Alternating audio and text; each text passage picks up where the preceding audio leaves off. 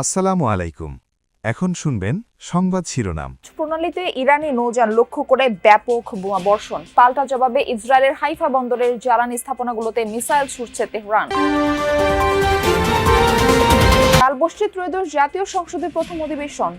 ঢালাও সমর্থন আর বিরোধিতার পরিবর্তে গঠনমূলক সমালোচনা নিশ্চিত হবে আইনের শাসন, প্রত্যাশা বিশ্লেষকদের।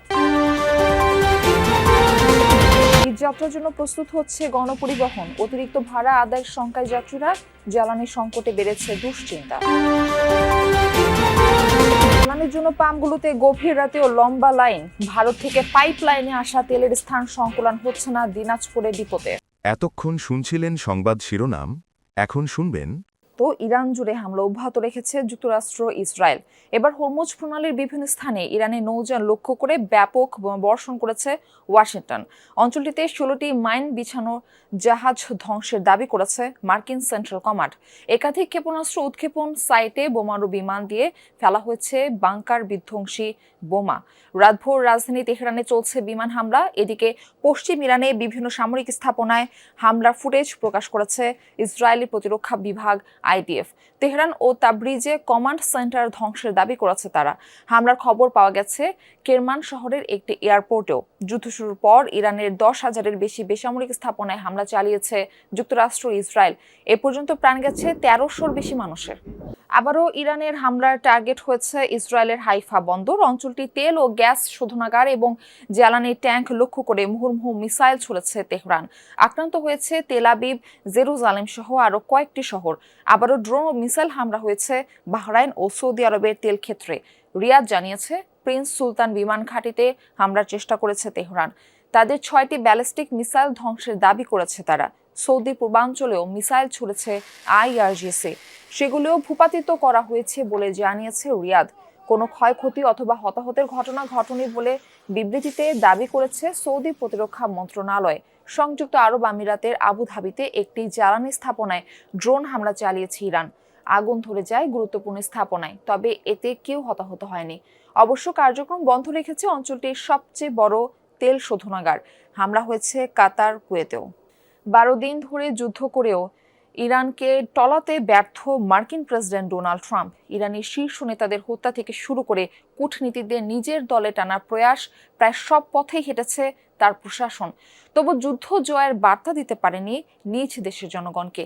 এমন পরিস্থিতিতে সত্যিই কি ইরানি স্থল সেনা পাঠানোর দিকে ঝুঁকবেন ট্রাম্প, নাকি ভেবে রেখেছেন বিকল্প উপায়?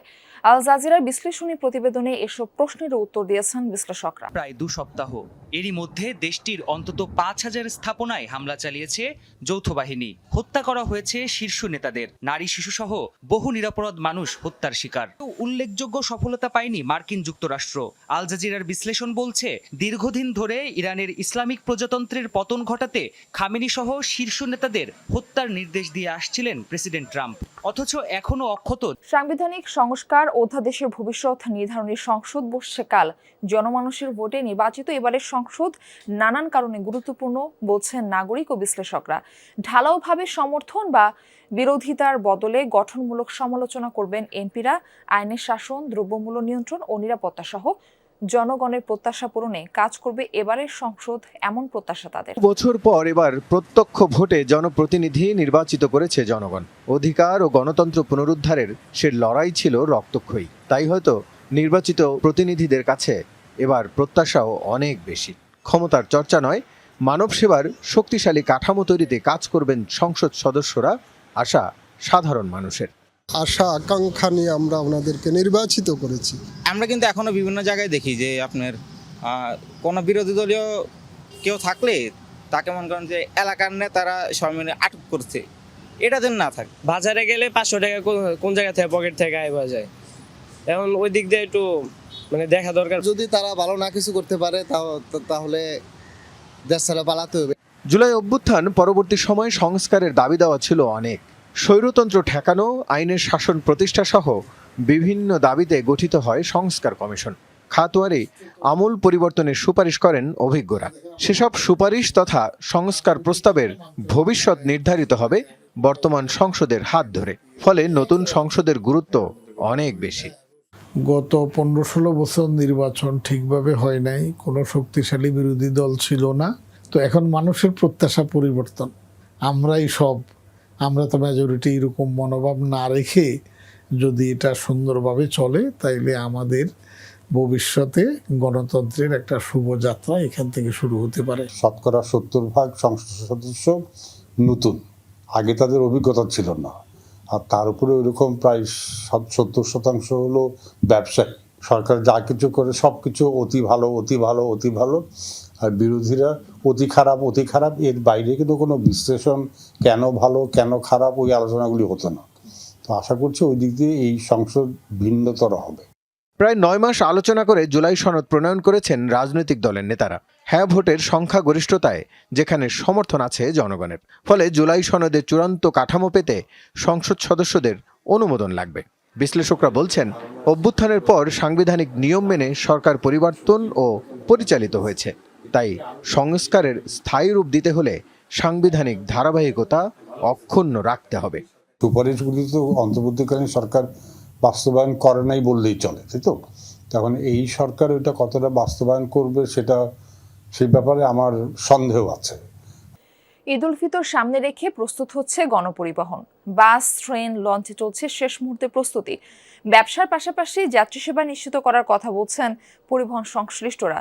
যদিও ঈদের সময় অতিরিক্ত ভাড়া আদায়ের আশঙ্কা রয়েছে যাত্রীদের, নতুন করে ভাবনার জায়গা রয়েছে জ্বালানি ইস্যু। বিশ্বাস সরকারের তোলা ছবিতে আরো জানাচ্ছেন, বহুদিন হলো এতখানি যত্ন পায়নি উত্তরাঞ্চলের পথে আসা যাওয়া করা এই বাস।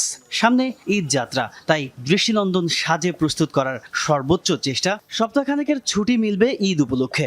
যাত্রী সেবা দিতে প্রস্তুত হচ্ছে রাজধানী থেকে দেশের বিভিন্ন রুটে চলাচল করা দূরপাল্লার বাসগুলো।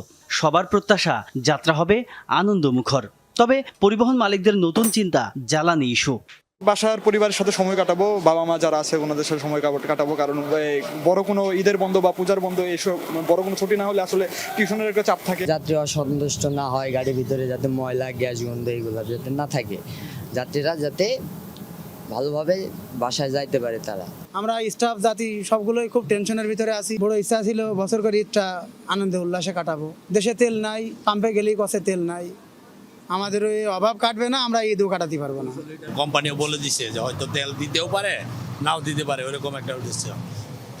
যে জায়গায় আমাদের 200 লিটার লাগে ওই জায়গায় তো আমরা 50 লিটার হলেও আশা করতে পারি। কমলাপুর রেলওয়ে স্টেশনে ঢুকলেই আলাদা করে চোখে পড়বে ঈদের প্রস্তুতি। শৃঙ্খলা রক্ষায় এরই মধ্যে বসেছে বাঁশের বেষ্টনী। আইন শৃঙ্খলা রক্ষা বাহিনীর সদস্যদের উপস্থিতিও চোখে পড়ার মতো। ঈদযাত্রা নির্বিঘ্ন করতে এবার 5 জোড়া বিশেষ ট্রেন চালাবে রেলওয়ে। আসা যাওয়ার অগ্রিম টিকিটের শতভাগ দেওয়া হয়েছে